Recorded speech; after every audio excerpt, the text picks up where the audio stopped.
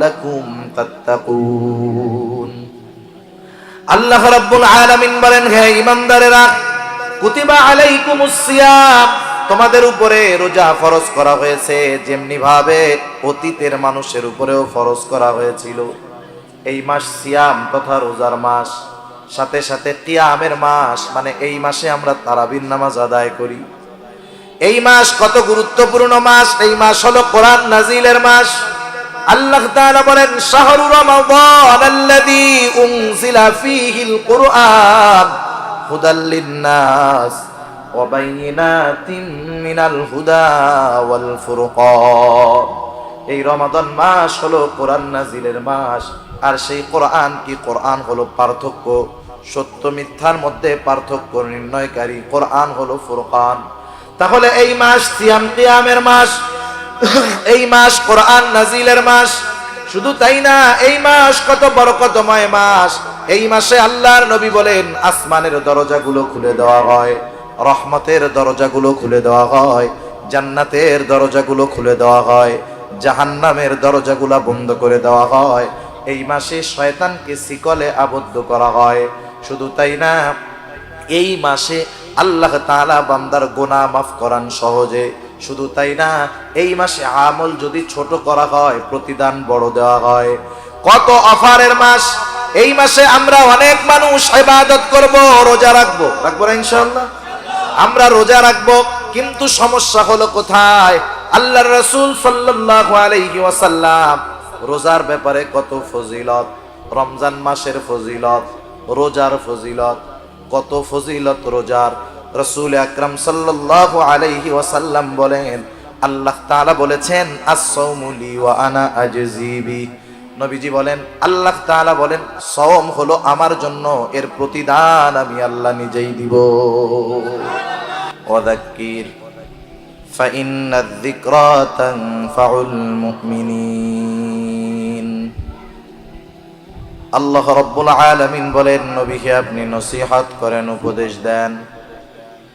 কেন নসিহত করবেন, কেন উপদেশ দিবেন? আল্লাহ রাব্বুল আলামিন বলেন, ফাইন্নায যিকরা তানফাউল মুমিনিন। কারণ ওয়াজ, নসিহত, উপদেশ এটা হলো মুমিনের জন্য উপকারী। রাসূল আকরাম সাল্লাল্লাহু আলাইহি ওয়াসাল্লাম সেই জন্য নসিহত করেছেন। আল্লাহ রাব্বুল আলামিন যে শুধু রাসূলুল্লাহ সাল্লাল্লাহু আলাইহি ওয়াসাল্লামকে নসিহত করতে বলেছেন, বিষয়টা এমন নয়। বরং পবিত্র কোরআনুল কারীমের মধ্যে আল্লাহ রাব্বুল আলামিন বান্দার জন্য ওয়াজ করেছেন। কোরআনুল কারীমের মধ্যে ৬৬৬৬ আয়াত, কেউ বলেন ৬৬২৩ আয়াত।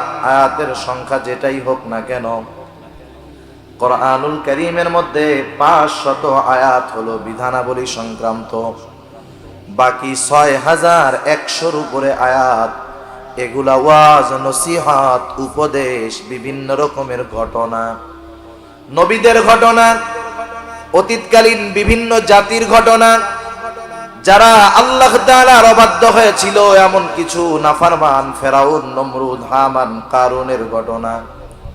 আবার অতীতে যারা আল্লাহ রাব্বুল আলামিনের আদেশ মেনেছিল, এইরকম কিছু মানুষের ঘটনা, আসহাবে কাহাফের ঘটনা, আসহাবে ফিলের ঘটনা, আল্লাহ রাব্বুল আলামিন এগুলা বর্ণনা করেছেন, আমাদেরকে ওয়াজ করেছেন। নিজে তো ওয়াজ করেছেন, রাসূলুল্লাহ সাল্লাল্লাহু আলাইহি ওয়াসাল্লামকে ওয়াজ করার জন্য আদেশ করেছে।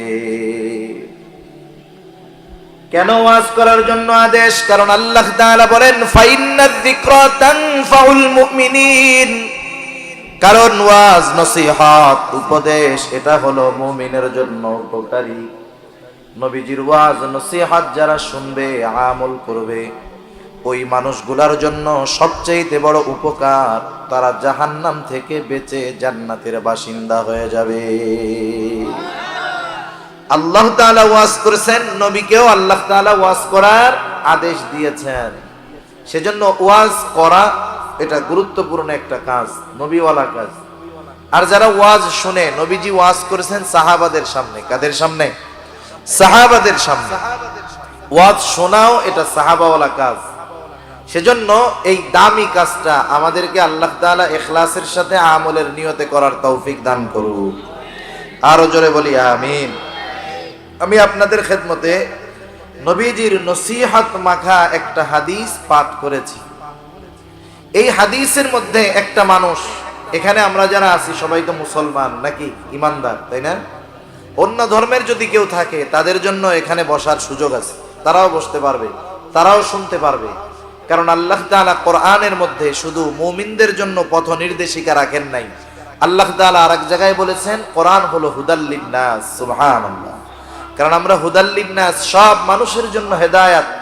দুনিয়াতে অনেক কাফের মুশরিক কোরআনের বিরোধিতা করত, কিন্তু কোরআন শুনে, কোরআন তিলাওয়াত শুনে ইসলামের বড় বড় শত্রুরাও কোরআনের মাধুর্যতায় ইসলামের পথে চলে এসেছে। ঠিক কিনা বলি?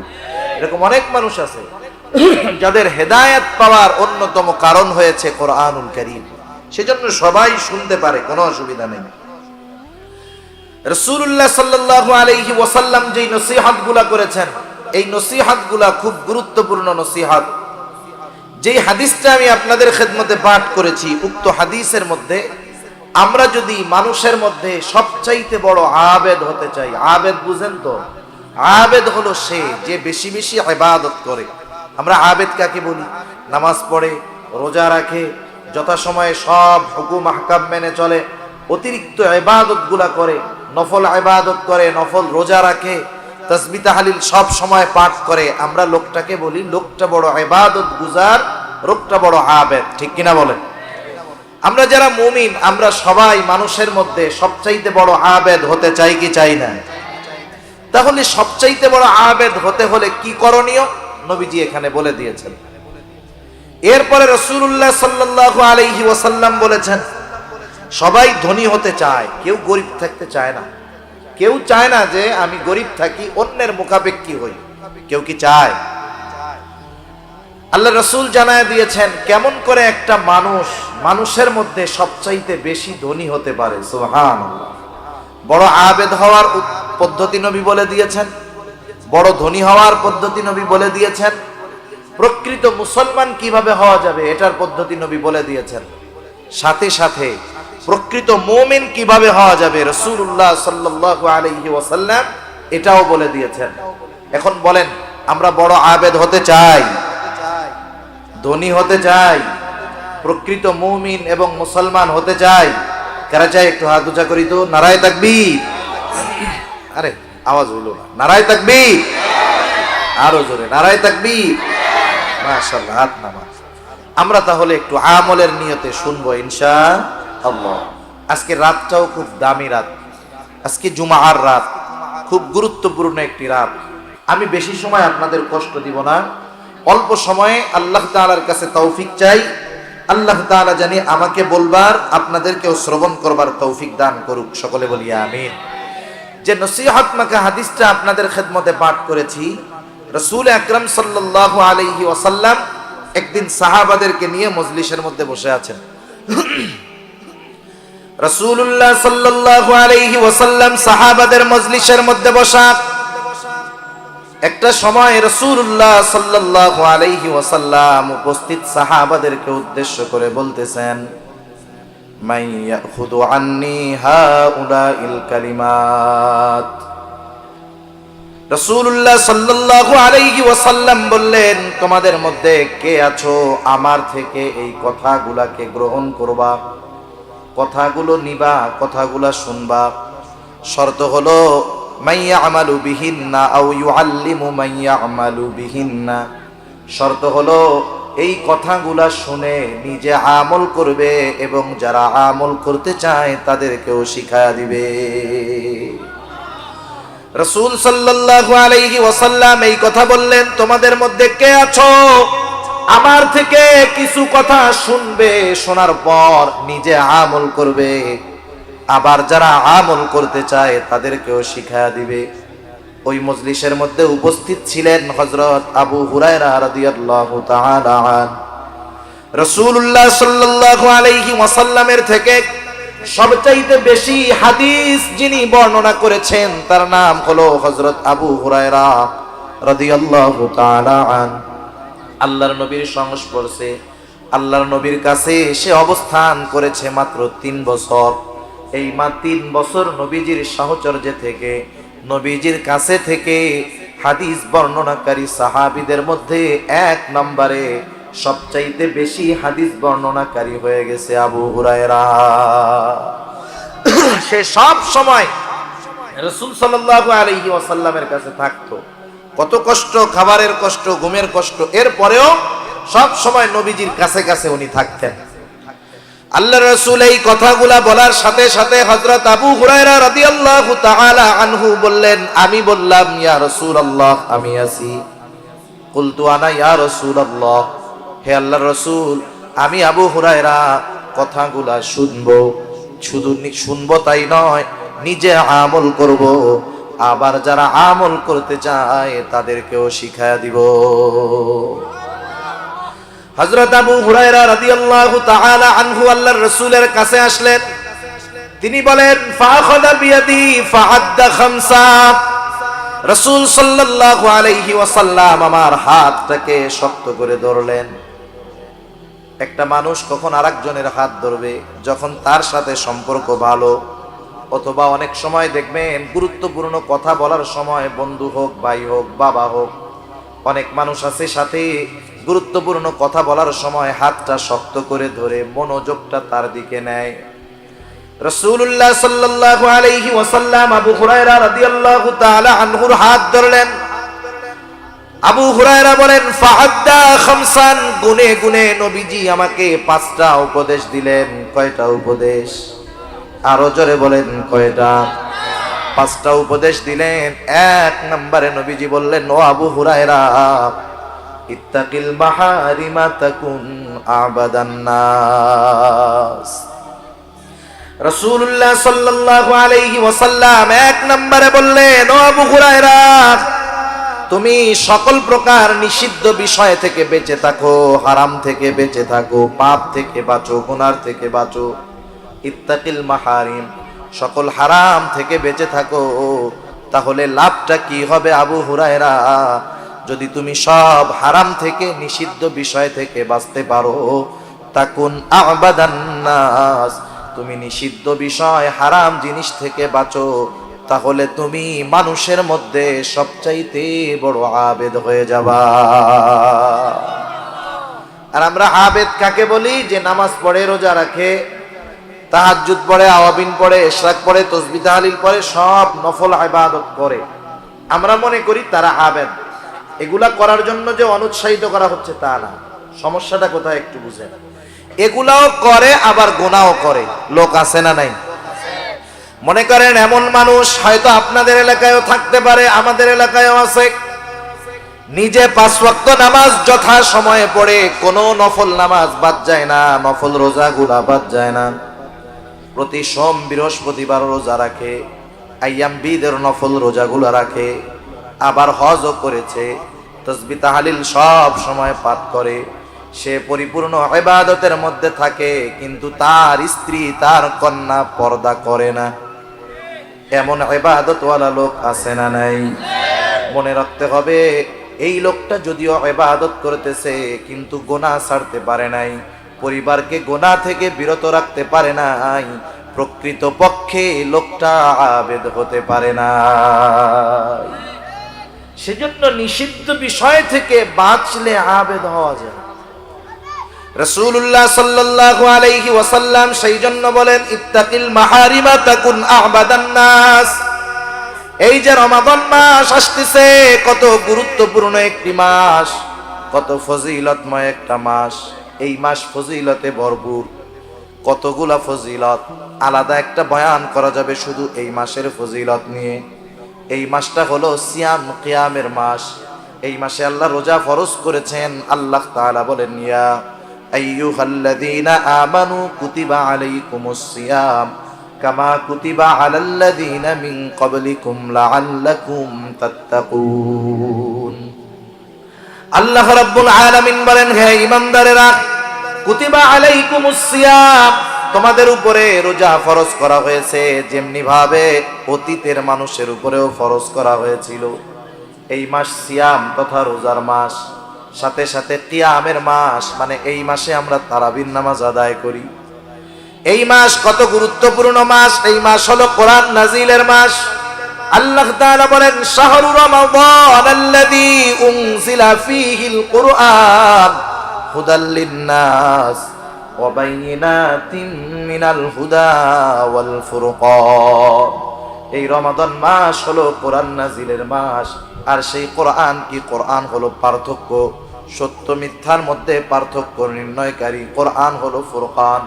তাহলে এই মাস সিয়াম কিয়ামের মাস, এই মাস কোরআন নাজিলের মাস। শুধু তাই না, এই মাস কত বরকতময় মাস। এই মাসে আল্লাহর নবী বলেন, আসমানের দরজাগুলো খুলে দেওয়া হয়, রহমতের দরজাগুলো খুলে দেওয়া হয়, জান্নাতের দরজাগুলো খুলে দেওয়া হয়, জাহান্নামের দরজাগুলো বন্ধ করে দেওয়া হয়। এই মাসে শয়তানকে শিকলে আবদ্ধ করা হয়। শুধু তাই না, এই মাসে আল্লাহ তাআলা বান্দার গুনাহ মাফ করান সহজে।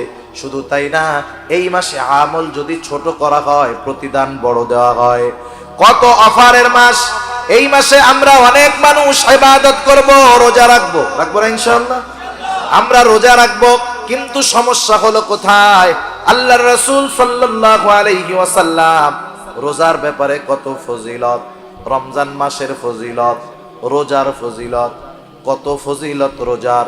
রাসূল আকরাম সাল্লাল্লাহু আলাইহি ওয়াসাল্লাম বলেন, আল্লাহ তাআলা বলেছেন, আস-সাওমু লি ওয়া আনা আজজি বি।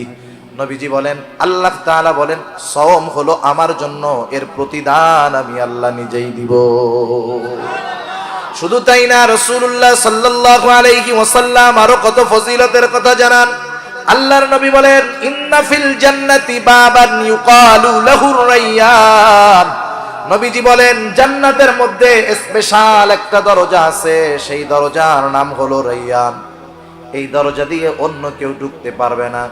এটা রোজাদারদের জন্য স্পেশাল দরজা, রোজাদারদের জন্য স্পেশাল দরজা। ওই কিয়ামতের দিন ওই দরজার মধ্যে ফেরেশতা দাঁড়ায় থাকবে আর ডাকতে থাকবে, আইনাস সাইমুন, কোথায় রোজাদারেরা, আসো। রোজাদারেরা ওই দরজা দিয়ে ঢুকবে, দরজা বন্ধ হয়ে যাবে। রোজাদার ব্যতীত ওই দরজা দিয়ে আর কেউ ঢুকতে পারবে না। শুধু তাই না, রাসূল আকরাম সাল্লাল্লাহু আলাইহি ওয়াসাল্লাম আর হাদিসের মধ্যে বলেন, আল্লাহ রাব্বুল আলামিনের নবী জানায় দেন, আস-সাওমু জুন্নাতুন, সাওম হলো ঢাল স্বরূপ।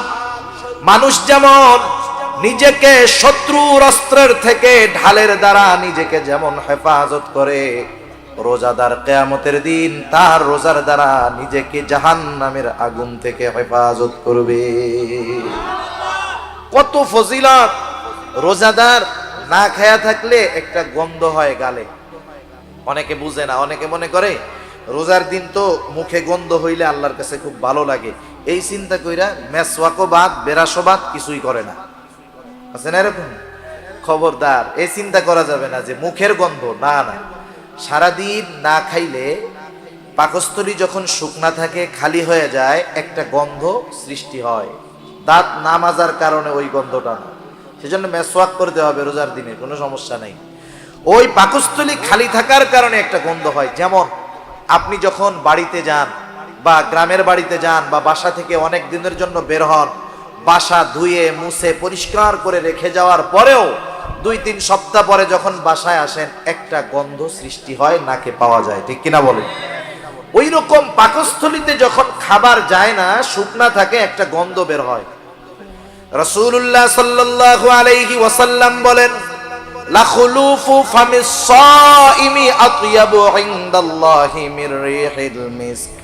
নবীজি বলেন, রোজাদার রোজা রাখার কারণে, না খাওয়ার কারণে যেই গন্ধ হয়, মুখের মধ্যে যেই গন্ধ সৃষ্টি হয়, নবীজি বলেন ওই গন্ধটা আল্লাহ তাআলার কাছে মিশক আম্বরের চাইতেও বেশি প্রিয়।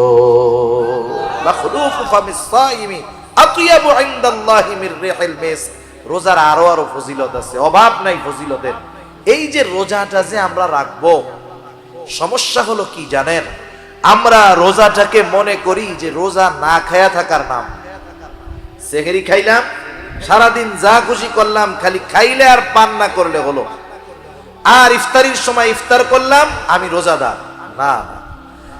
সম, সম আরবি, রোজা ফার্সি। সম শব্দের অর্থ হলো আল ইমসাকু আনিশ শাই, কিছু জিনিস থেকে বিরত থাকা, খাওয়া, স্ত্রীর কাছে যাওয়া, পান করা, এগুলা থেকে বিরত থাকা। সাথে সাথে আরো কিছু বিষয় থেকে বিরত থাকতে হবে। নবীজি এক হাদিসের মধ্যে বলেন, কারো রোজা হয় শুধু না খেয়ে থাকার নামান্তর। তারা সারাটা দিন না খেয়ে থাকে, এটাই হয়, বাকি কিছু হয় না। কারণ কি? কারণ ওই আল্লাহর বান্দা না খেয়ে আছে, রোজাও আছে, আবার মিথ্যা কথা বলতেছে, গুনাহ করতেছে, চোখের গুনাহ করতেছে, হাতের গুনাহ করতেছে, জবানের গুনাহ করতেছে, অন্যর হক নষ্ট করতেছে। রোজার মধ্যে সময় কাটে না, মোবাইলে গেমস খেলা কাটাইতেছে, সিনেমা দেখে সময় কাটাইতেছে। আল্লাহর কসম, যার রোজাটা হবে সাথে গুনাহ থাকবে, তার রোজা তাকে জাহান্নামের আগুন থেকে বাঁচাবে না। তার রোজা তাকে জাহান্নামের আগুন থেকে বাঁচাতে পারবে না। এজন্য নবীজি বলেন, কারো রোজা হয় না খেয়ে থাকার নামান্তর, এর দ্বারা কোনো মতে ফরজ আদায় হয়ে যায়, কিন্তু এক্সট্রা ফজিলত পাওয়া যায় না। মনে করেন 100-র মধ্যে 33 পাইলে পাস। কত পাইলে পাস? 33 পাইলে পাস।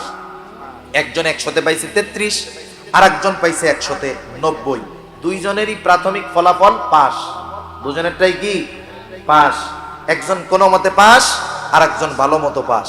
একজন কোনো মতে পাস, আর একজন ভালো মতো পাস। বলেন তো, কোনো মতো পাস নিয়ে, মোটামুটি ফেলের পরে কোনো মতে পাস নিয়ে কোনো ভার্সিটিতে অ্যাডমিশন নেওয়া যাবে? ফর্মই তো তোলা যাবে। এই বেটাও পাস, সেজন্য যে গোল্ডেন এ প্লাস পেয়েছে, ও সারা বাংলাদেশের যে কোনো ভার্সিটির ফর্ম উঠাতে পারবে, যে কোনো জায়গায় অ্যাপ্লাই করতে পারবে, ভর্তি পরীক্ষা দিতে পারবে। কিন্তু যে কোনো মতে পাস, সে কোনো মতে ঠেলা ঠুইলা মান সম্মান বাঁচাইছে, এই আর কি।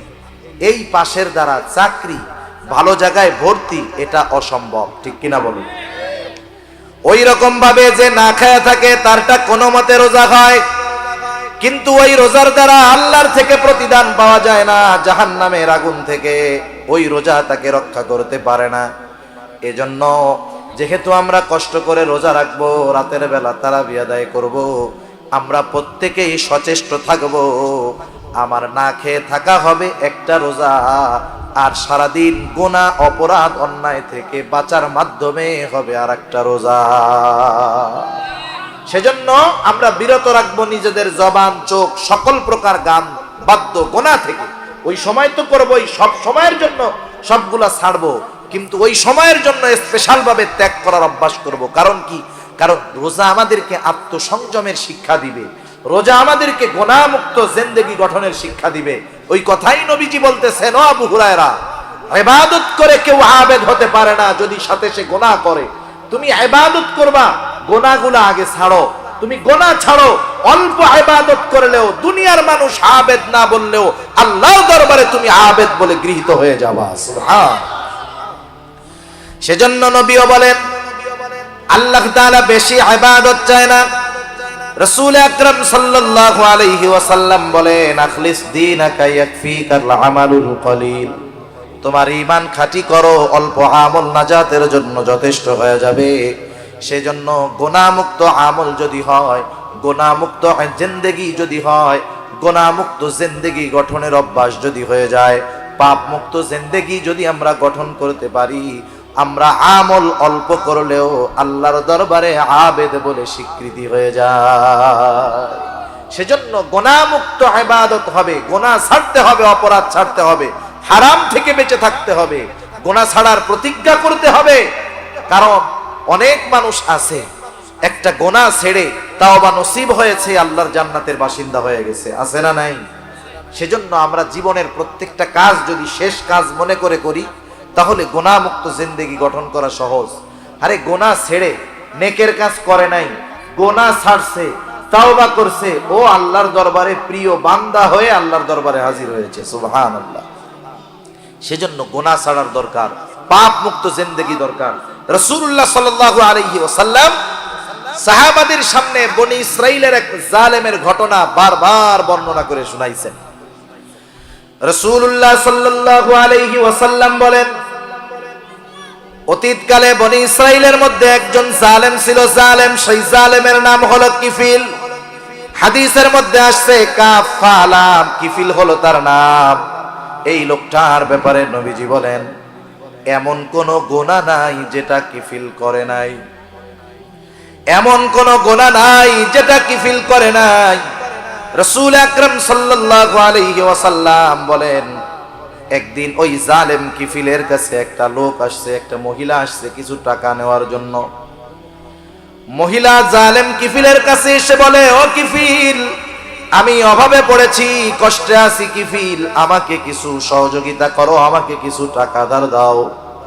জালেম কিফিল মানুষকে টাকা ধার দিত না, তার অভ্যাস ছিল সে মানুষকে সুদে টাকা দিত। আছে না নাই সুদখোর?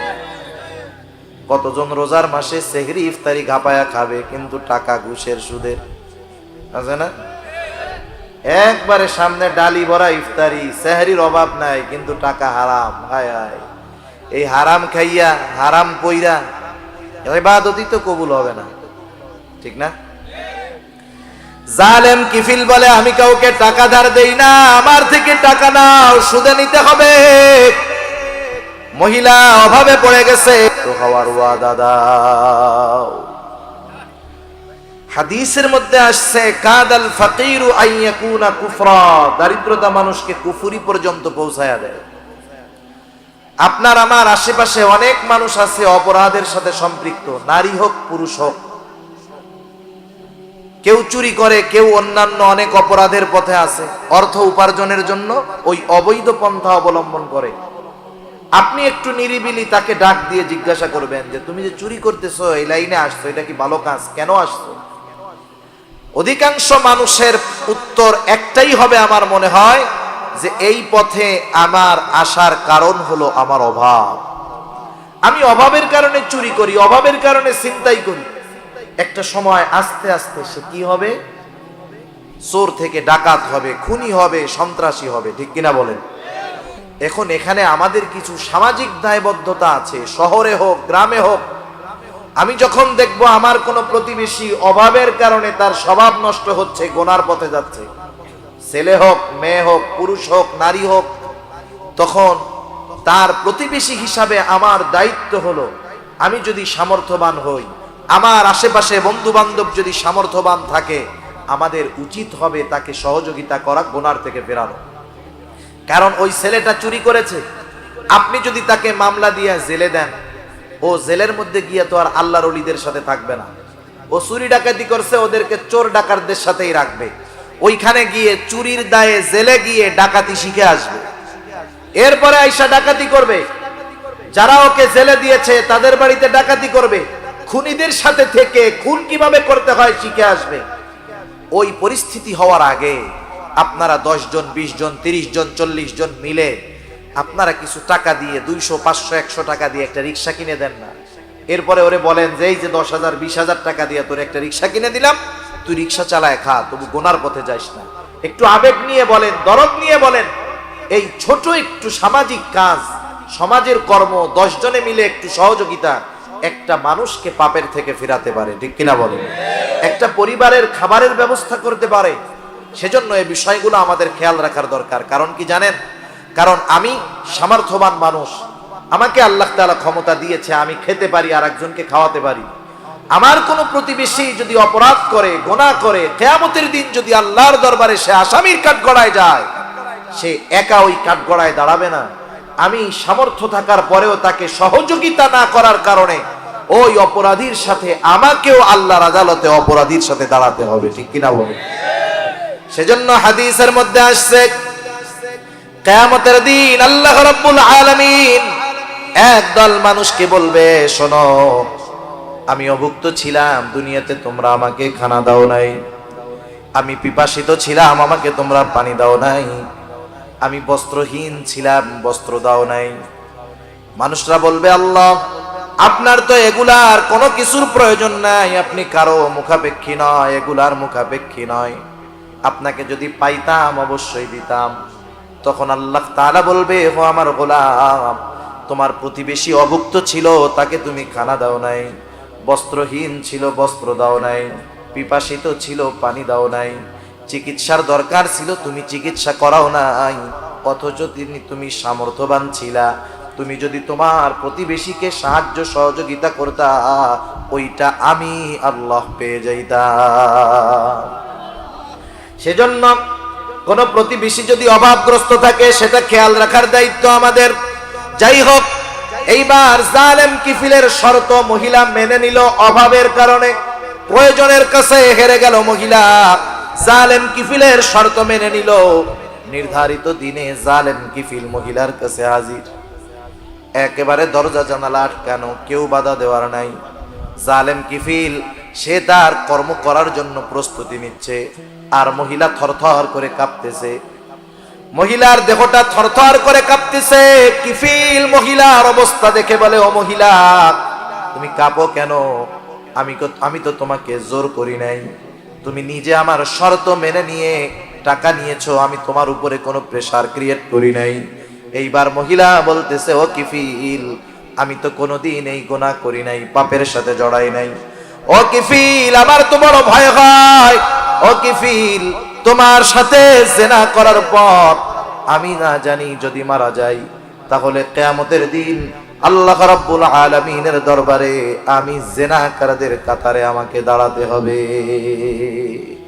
আমি কান্না করতেছি আল্লাহর ভয়। কার ভয়? জোরে বলেন, কার ভয়? আল্লাহ তাআলার ভয়। জালেম কিফিলের একটা কথায় হয়তো অন্তরের পরিবর্তন চলে আসছে।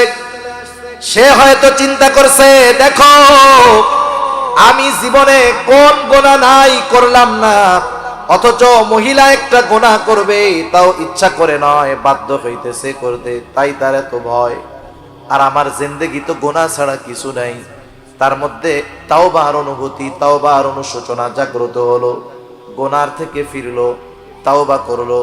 মহিলাকে টাকাগুলা দিয়া কাপড় পরে বলতেছে, ও মহিলা, তোমাকে টাকাগুলো আমি সদকা করে দিলাম। 60 দিরহাম ধার নিয়েছিল, সদকা করে দিলাম। আর শুনে রাখো, আজকে থেকে আমি আর কোনো গুনাহ করব না, পাপ করব না। জালেম কিফিল তওবা করে বাড়িতে চলে গেল। ঘটনাক্রমে রাতের বেলায় দুনিয়া থেকে চলে গেল জালেম কিফিল। এলাকায় যদি কোনো জালেম মারা যায়, যার অত্যাচার জুলুমে এলাকার মানুষ নির্যাতিত, নিষ্পেষিত, নিপীড়িত, এরকম কিছু জালেম কিছু কিছু এলাকায় আছে না নাই? ও পয়সা থাকলে ওরে জোরে সালাম দেয় ভয়ে। মানুষকে সম্মান কয়েক কারণে করে। একটা করে তার ব্যক্তিত্বের কারণে, আর একটা করে তার ভয়ে। ঠিক না? মনে করেন অনেক সময় আপনারা মুরব্বীদেরকে সালাম দেন, দুর্বল মানুষ কেন সালাম দেন? সম্মানের কারণে। ওলামায়ে কেরাম সম্মান করেন, সালাম দেন সম্মানের কারণে। অনেক সময় কাল্লু মস্তানরেও সালাম দেন, দেন না? কেন দেন? ভয়ে, না জানি সালাম না দিলে কোন সময় কি করে বসে, তা ঠিক আছে। সেজন্য মানুষ জালেমদেরকেও সম্মান করে ভয়ে।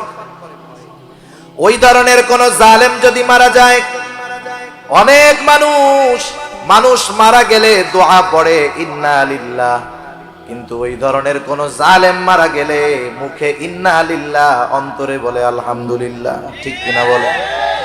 জালেম কিফিল মারা গেছে, এলাকার মধ্যে খবর ছড়ায় গেছে কিফিল মারা গেছে, এলাকার মানুষ খুশি। কিন্তু কিফিল তো গত রাত্রে তওবা করছে। হাদিসের মধ্যে আসছে, আল্লাহ রাব্বুল আলামিন কিফিলের দরজার মধ্যে কুদরতি ভাবে লিখে দিয়েছে, তোমরা কিফিলকে জালেম বলো না। কিফিল তওবা করেছে, আমি আল্লাহ কিফিলের গুনাহগুলা ক্ষমা করে দিয়েছি। তাহলে দেখেন, গুনাহ ছাড়ার মাধ্যমে আল্লাহর বন্ধু হওয়া যায়, আল্লাহর ওলি হওয়া যায়, বড় আবিদ হওয়া যায়।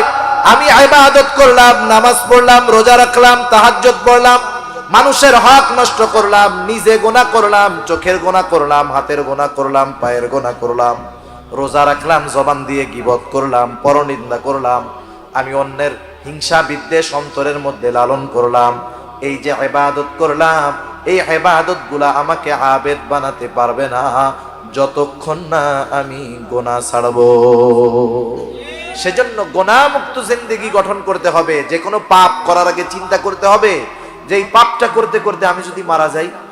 একটা সময় মানুষ বৃদ্ধ হলে মারা যাইতো, আগের সময় এই সিস্টেমটা ছিল, কিন্তু এখনকার সময় সমীকরণ বলতেছে যে বর্তমান সময়ে মৃত্যুর হার বৃদ্ধদের চাইতে যুবক বয়সের মানুষদের বেশি। যুবক মানুষের মৃত্যুর হার বেশি, অ্যাক্সিডেন্ট করে মরে, স্ট্রোক করে মরে, বিভিন্ন নেশাদ্রব্য পান করার মাধ্যমে মরে। সর্বসাকুল্য যুবক তরুণ প্রজন্মের মধ্যে মৃত্যুর হার বেশি। মনে করেন আপনি সিনেমা দেখতেছেন একা একা এক রুমে, কেউ দেখতেছে না, এটা দেখতে দেখতে যদি আপনি মারা যান, বলেন তো ওইখানে তো গুনাহ হবে, রহমতের ফেরেশতা আসতে পারবে? তাহলে এই মৃত্যুটা কেমন মৃত্যু হবে? আপনি রাতে ঘুম আসতেছে না, কানের মধ্যে ইয়ারফোন দিয়ে, হেডফোন দিয়ে আপনি গান শুনতে শুনতে ঘুমাচ্ছেন। এই ঘুম তো আপনার জীবনের শেষ ঘুম হতে পারে। আপনি কি করতে করতে ঘুমাইলেন চিন্তা করেন তো। ইমানি মৃত্যু সম্ভব? আপনি বাসে গেছেন, রোড অ্যাক্সিডেন্টে মারা যায়, আমরা তো দোয়া করি আল্লাহ তার শহীদের দরওয়াজা দিয়েন, শহীদের মর্তবা দিয়েন, কিন্তু ও যখন বাস অ্যাক্সিডেন্ট করতেছিল তখন গান শুনতে শুনতে ঘুমাইতেছিল। সেজন্য গুনাহ ছাড়তে হবে আগে, গুনাহ ছাড়া বড় আবেদ হওয়া যায় না। এজন্য রাসূলুল্লাহ সাল্লাল্লাহু আলাইহি ওয়াসাল্লাম এক নম্বরে বললেন, ইত্তাকিল মাহারিমা তাকুন আ'বাদান নাস। ও আবু হুরায়রা, তুমি নিষিদ্ধ বিষয়গুলা ছাড়ো, মানুষের মধ্যে বড় আবেদ হয়ে যাবা। আরেকটা হাদিস আপনাদেরকে শোনাই। রাসূল আকরাম সাল্লাল্লাহু আলাইহি ওয়াসাল্লাম একদিন ফজরের নামাজের পূর্বে মসজিদে নববীর মধ্যে বসে আছেন। ফজরের নামাজের পূর্বে হঠাৎ করে রাসূলুল্লাহ সাল্লাল্লাহু আলাইহি ওয়াসাল্লাম বলতেছেন, শোনো, এখন যেই ব্যক্তি দরজা দিয়ে ঢুকবে সে জান্নাতি। নবীজি ঘোষণা দিলেন, এখন যেই ব্যক্তি দরজা দিয়ে ঢুকবে সে জান্নাতি। এই ঘোষণা দেওয়ার সাথে সাথে সবার নজর দরজার দিকে, কোন আল্লাহর বান্দা ঢুকতেছে। সবাই দরজার দিকে তাকায় দেখলো একজন লোক ঢুকছে। যেই লোকটার অজুর পানি দাড়ি বেয়ে বেয়ে পড়তেছে আর বাম হাতের মধ্যে তার জুতা। এই লোকটা মসজিদের দরজা দিয়ে ঢুকলো। প্রথম দিন গেল, দ্বিতীয় দিন আবার রাসূলুল্লাহ সাল্লাল্লাহু আলাইহি ওয়াসাল্লাম বলতেছেন ফজরের নামাজের পূর্বে, এখন যেই ব্যক্তি দরজা দিয়ে ঢুকবে সে জান্নাতি। সবার নজর দরজার দিকে। দেখা গেল গতদিন যেই লোকটা যেই অবস্থায় ঢুকছিল আজকেও সে ঢুকছে। তার মানে অজুর পানি দাড়ি বেয়ে পড়তেছে আর হাতের মধ্যে জুতা নিয়ে মসজিদে ঢুকলো। 2 দিন চলে গেল। তৃতীয় দিন ফজরের নামাজের পূর্বে আবার রাসূলুল্লাহ সাল্লাল্লাহু আলাইহি ওয়াসাল্লাম বলেন, শোনো, এখন যেই ব্যক্তি দরজা দিয়ে ঢুকবে সে জান্নাতি। আবার তাকায় দেখে সবাই গত 2 দিন যে ঢুকছে আজকেও সে। এক লোকের ব্যাপারে নবীজির ঘোষণা পরপর 3 দিন যে লোকটা জান্নাতি, এই লোকটা যে জান্নাতি কোনো সন্দেহ আছে? কোনো সন্দেহ নেই। একজন সাহাবী, তার নাম হলো আব্দুল্লাহ ইবনে আমর ইবনুল আস রাদিয়াল্লাহু তাআলা আনহু। উনি চিন্তা করতেছেন এই লোকটার ব্যাপারে পরপর নবীজি 3 দিন জান্নাতি হওয়ার ঘোষণা দিল, ও যে জান্নাতি কোনো সন্দেহ নেই, কিন্তু ওর ব্যাপারে এমন ঘোষণা আসার কারণটা কি?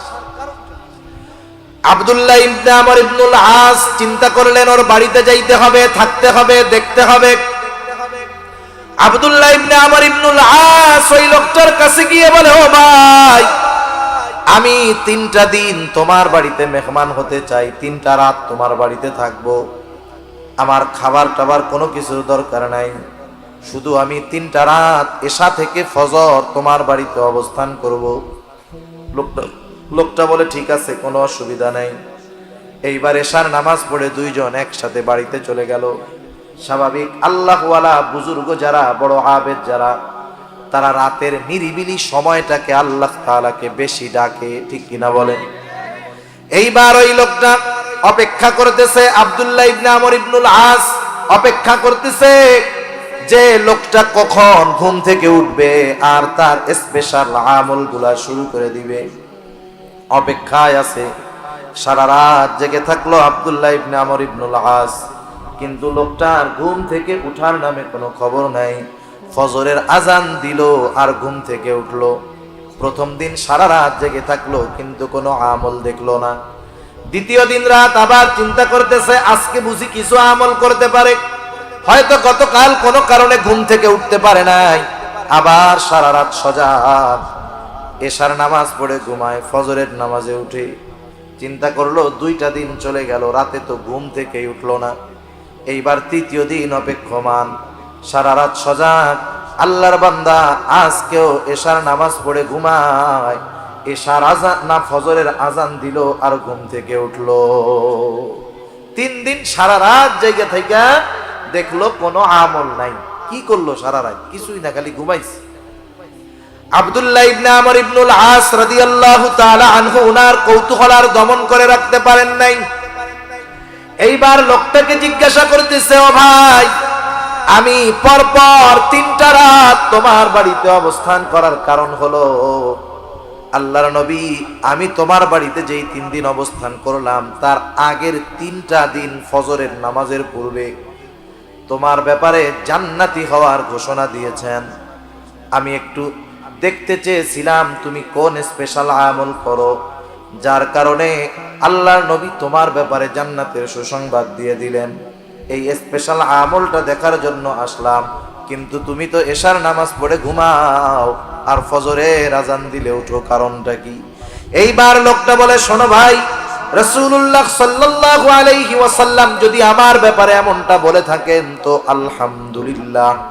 তুমি যে আশায় রাত্রি যাপন করেছো যে আমি কোনো স্পেশাল আমল করি নাকি, তুমি শুধু শুধু রাত জেগেছো। তুমি আমাকে ওই 3 দিন যেমনটা দেখেছো প্রতিটা দিন আমার এমন ভাবেই কেটে যায়। তার মানে আমি রাত্রে জাগিও না, কোনো নফল ইবাদত করি না। যারা করে, অভ্যাস আছে যারা করেন, বাদ দিবেন না, এটা আমি অন্য জিনিসের জন্য বলতেছি। এখন দেখেন, তাহলে তুমি কোন আমলের কারণে এমন হয়েছে? বলে, হ্যাঁ, আমার একটা জিনিস মনে হয় এটার জন্য হতে পারে। আমি 5 ওয়াক্ত নামাজ পড়ি, 5 ওয়াক্ত নামাজ পড়ি, হারাম হালাল বেঁচে চলি, অন্যের হক নষ্ট করি না। যতটুকু ফরজ ওয়াজিব সুন্নাত আছে এইটুকু করি। বলেন, ফরজ ওয়াজিব সুন্নাত, সুন্নাতে মুআক্কাদা, এটা একটা মুমিনের জন্য স্বাভাবিক কর্ম, ঠিক কিনা বলেন? নামাজ পড়া এটা স্পেশাল কোনো ক্রেডিট না। আমি নামাজ পড়ি, নামাজি, এটা কোনো ক্রেডিট না। এটা আমার দায়িত্ব, এটা আমার কর্ম, এটা আল্লাহর পক্ষ থেকে আমার প্রতি আদেশ, এটা আমি করতে বাধ্য। তা আমি ওইগুলাই করি। আর অতিরিক্ত কি করি? যখন রাতে আমি ঘুমাইতে যাই, বিছানায় শোয়ার পরে আমাকে যারা কষ্ট দিয়েছে আমি তাদেরকেও মাফ করে দেই, আর কারো ব্যাপারে যদি আমার কোনো কষ্ট থাকে আমি তাদেরকেও মাফ করে দেই। সুবহান। মানে আমি আমার অন্তরটাকে ক্লিয়ার কইরা ঘুমাই। এখন বলেন, এই সাহাবী 5 ওয়াক্ত নামাজ পড়ছে, এতটুকু ফরজ ওয়াজিব সুন্নাতগুলা মেনে চলছে, আর এক্সট্রা ওই আমলটা করছে, অথচ এতটুকু আমল আল্লাহর রাসূল সাল্লাল্লাহু আলাইহি ওয়াসাল্লাম তার ব্যাপারে জান্নাতের সুসংবাদ দিয়ে দিয়েছেন। সুবহান। এজন্য আমি আপনাদেরকে বলতে চাই যে কথা, যে অনেক ইবাদত করার কথা আমি আপনাদের বলবো না, আমি অনুরোধ করব গুনাহ ছাড়েন, আর ফরজ ওয়াজিব সুন্নাতে মুআক্কাদা এতটুকুর মধ্যে জীবনটাকে আনেন। আল্লাহর রাসূলের কথা অনুযায়ী তাকুন আবাদান নাস, মানুষের মধ্যে সবচাইতে বড় আবেদ হয়ে যাওয়া যাবে, ঠিক কিনা বলেন? আরে আবেদ দুনিয়ার মানুষ সার্টিফিকেট দিলে তো হবে না। দুনিয়ার মানুষ আপনারে আমারে আল্লাহর ওলি বুজুর্গ যা বলে বলুক, এই বুজুর্গি মরার পরে আছে কিনা, আল্লাহর দরবারে আছে কিনা, এটা হলো মূল, ঠিক কিনা বলেন? সেজন্য নবীজির 1 নাম্বার নসিহত, হারাম ছাড়ো, গুনাহ ছাড়ো, মানুষের মধ্যে সবচাইতে বড় আবেদ হয়ে যাবা। 2 নাম্বার নবীজি বলেন, ওয়া আরদা বিমা কসামাল্লাহু লাক তাকুন আগনান নাস। নবীজি বলেন, আল্লাহ তাআলা তোমার জন্য যতটুকু নির্ধারণ করে রাখছে, আল্লাহ তাআলা তোমার জন্য যতটুকু নির্ধারণ করে রাখছে ওইটুকুর উপরে তুমি সন্তুষ্ট থাকো। তার মানে এখানে স্বল্পে তুষ্টর শিক্ষা আমাদেরকে দেওয়া হচ্ছে। দেখবেন সমাজে অনেক মানুষ আছে, তার অঢেল টাকা নাই, বড় গাড়ি নাই, বাড়ি নাই, খুব কষ্টের মধ্যে জীবন যাপন করে, 3 বেলা কোনো মতে খায়, আলহামদুলিল্লাহ কোনো মতে একটা ঘরের মধ্যে থাকে। আপনি তাকে জিজ্ঞাসা করবেন, জিজ্ঞাসা করার সাথে সাথে লোকটা বলবে, আলহামদুলিল্লাহ, আল্লাহ তাআলা আমাকে ভালো রাখছে। সে যে অবস্থায় আছে ওই অবস্থার উপরে সে সন্তুষ্ট, আল্লাহর দরবারে শুকরিয়া আদায় করতেছে। আরেকজন গাড়ি বাড়ি অভাব নাই, অনেক মিল ফ্যাক্টরি, আপনি তারে জিজ্ঞাসা করবেন কেমন আছে, ও মাথায় হাত দিয়ে বলবে, ভাই কি যে টেনশনে আছি জানেন না, এই 5টা 6টা ফ্যাক্টরি নিয়ে ওই ব্যাংকের লোন, এই ব্যাংকের ঋণ, এইটার কাজ, ওইটার কাজ, এর ঠেলায় আমার ঘুমই হয় না ভাই। এখন বলেন এই লোকটার এত পেরেশানি চিন্তা কেন? কারণ ওর চাহিদা এখনো পূরণ হয় নাই, ঠিক কিনা বলেন? আর ওই লোকটার টেনশন নাই কেন? আল্লাহ যেটুক দিয়েছে সেটুকুর উপরে সে সন্তুষ্ট আছে। এজন্য মুমিনের অন্যতম একটি অভ্যাস হলো স্বল্পে তুষ্টতা। যতটুকু সে পাইছে ততটুকুতে সন্তুষ্ট। এজন্য দেখেন আমরা আমাদের ঈমানের ভিত্তিগুলোর মধ্যে একটা ভিত্তি হলো ওয়াল কদরি খাইরিহি ওয়া শাররিহি মিনাল্লাহি তাআলা, তাকদীরের ভালো মন্দ। মানে আমার গোটা জিন্দেগীর সব কল্যাণ অকল্যাণ, লাভ লোকসান সব কার তরফ থেকে হয়? আল্লাহর তরফ থেকে হয়। যেই মানুষগুলা তাকদীরের উপরে যথাযথ বিশ্বাস রাখে, তাকদীর একটি রহস্যময় জিনিস, সব কিছুর তালা চাবি খুলতে যাইতে হয় না, সব কিছু বোধগম্যতা হওয়ার যোগ্যতা মানুষকে আল্লাহ তাআলা দেন নাই। যদি মানুষ সব কিছুই বুঝতো আর বুঝে ঈমান আনতো, তাইলে ঈমান বিল গায়েবের কোনো দাম থাকতো না, ঠিক কিনা বলেন?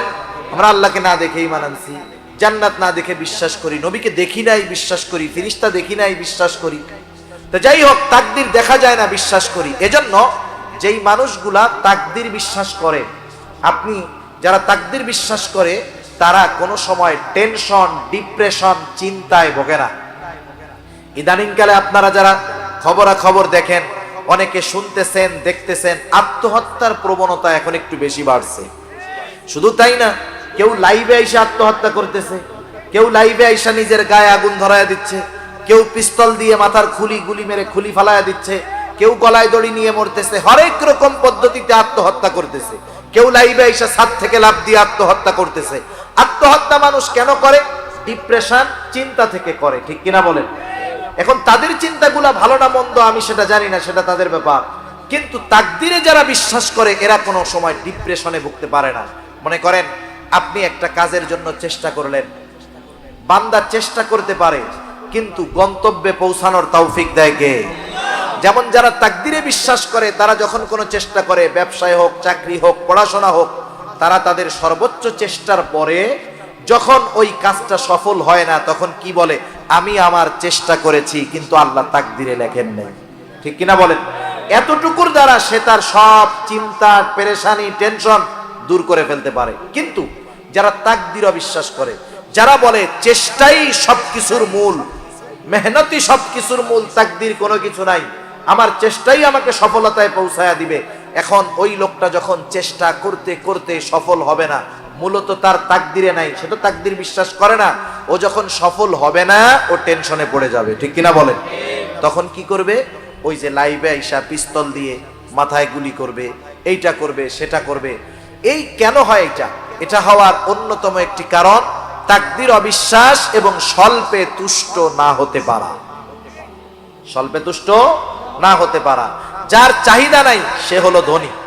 মূলত ধনী কাকে বলে? যার চাহিদা নাই তাকে ধনী বলে। আল্লাহ যা দিছে আমার যথেষ্ট, তার মানে কি? চাহিদা নাই, ওই লোকটা ধনী। এজন্য নবী বলেন টাকা পয়সা যার আছে, সম্পদ গাড়ি বাড়ি যার আছে, সে ধনী হতে পারে না। কে ধনী?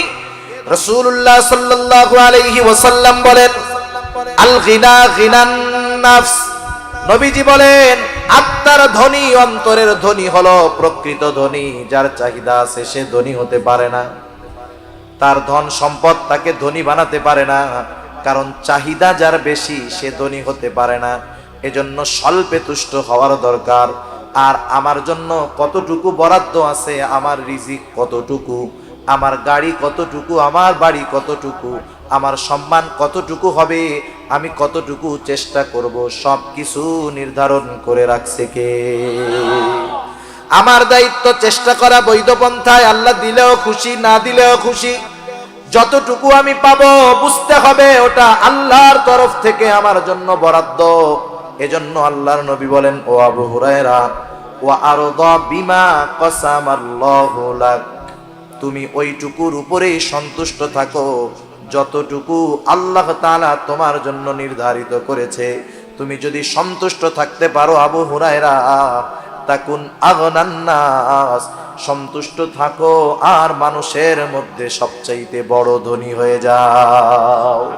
কারণ নবীজি বললেন আল গিনা গিনান নাফস, অন্তরের ধনী হলো প্রকৃত ধনী।